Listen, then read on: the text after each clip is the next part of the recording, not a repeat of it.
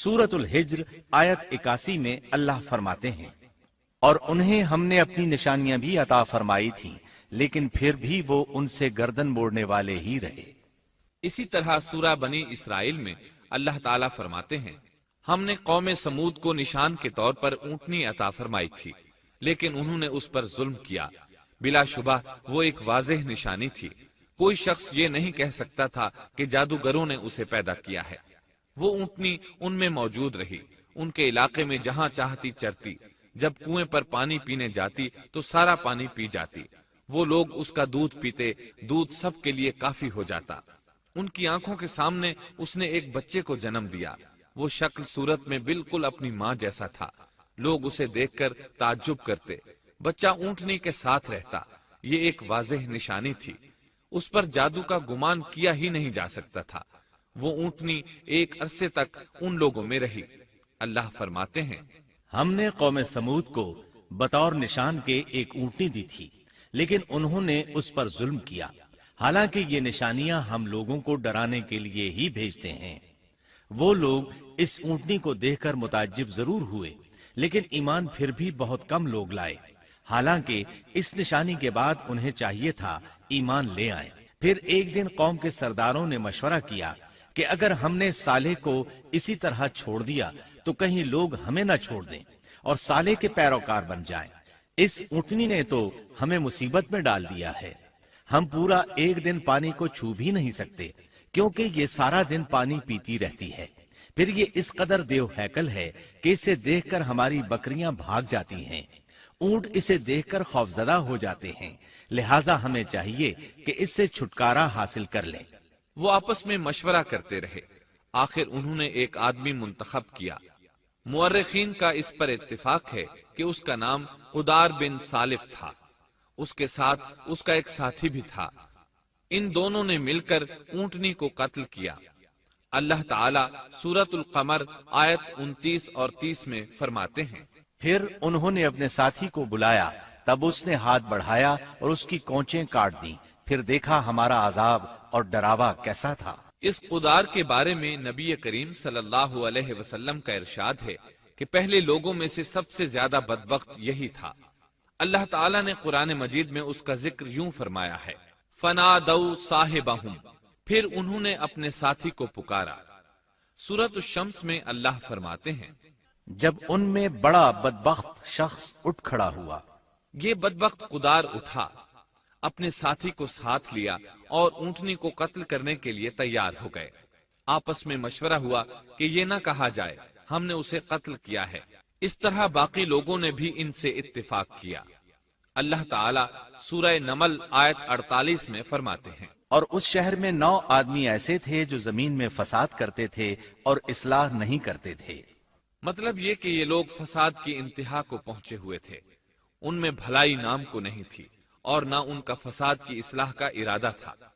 बुखारी, मुस्लिम और मुस्नद अहमद की एक हदीस में है, रसूलुल्लाह सल्लल्लाहु अलैहि वसल्लम ने एक बार अपने खुतबे में इस ऊंटनी और इसे मार डालने का जिक्र फरमाया। आयत इज़िम बासा अशकाहा की तिलावत करते हुए फरमाया कि जैसे अबू जमा था, इसी जैसा ये शख्स भी अपनी कौम में अजीज, दिलेर और बड़ा आदमी था। तमाम लोगों ने उस बदबख्त के साथ अहद किया और उसे यकीन दहानी कराई कि अगर तुम्हारे साथ किसी ने बुराई का इरादा किया तो तमाम कौम तुम्हारी हिमायत में उठ खड़ी होगी।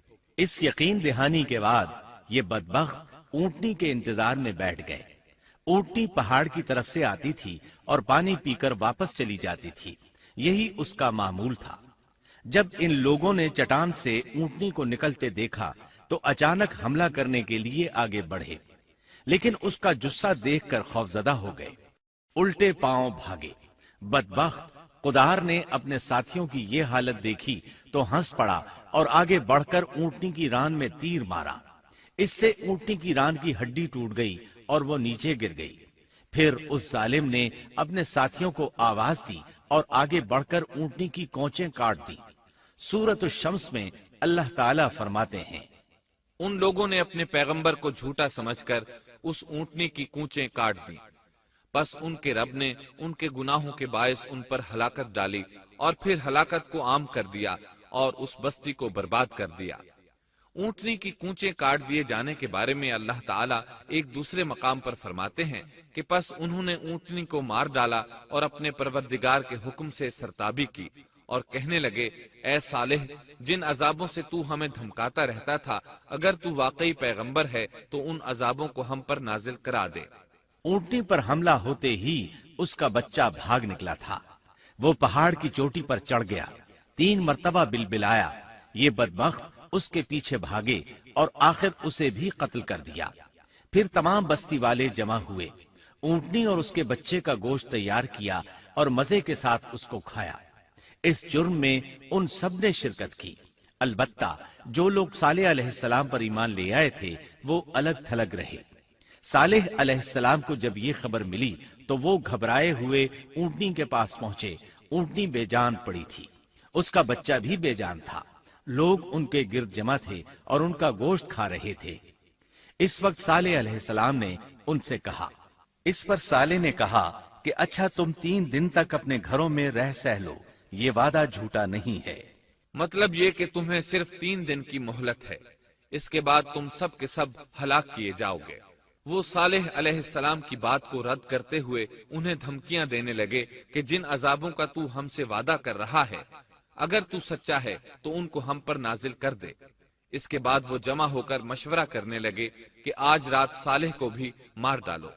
ان کے اس مشورے کے بارے میں اللہ تعالیٰ سورۃ النمل آیات 48 اور 49 میں فرماتے ہیں، اس شہر میں 9 سردار تھے، وہ زمین میں فساد پھیلاتے رہتے تھے اور اصلاح نہیں کرتے تھے۔ انہوں نے آپس میں بڑی بڑی قسمیں کھا کھا کر عہد کیا کہ رات ہی کو صالح اور اس کے گھر والوں پر چھاپا ماریں گے اور اس کے وارثوں سے صاف کہہ دیں گے کہ ہم اس کے اہل کی ہلاکت کے وقت موجود نہیں تھے اور ہم بالکل سچے ہیں۔ اب یہ لوگ صالح علیہ السلام کے گھر کی طرف چلے۔ اللہ تعالیٰ سورۃ النمل آیات 50 اور 51 میں فرماتے ہیں، اور انہوں نے ایک داؤ کھیلا، سو ہم نے بھی ایک ایسا داؤ کھیلا کہ انہیں خبر بھی نہ ہوئی۔ پھر دیکھو کہ ان کے داؤ کا کیا انجام ہوا، ہم نے انہیں اور ان کی ساری قوم کو ہلاک کر دیا۔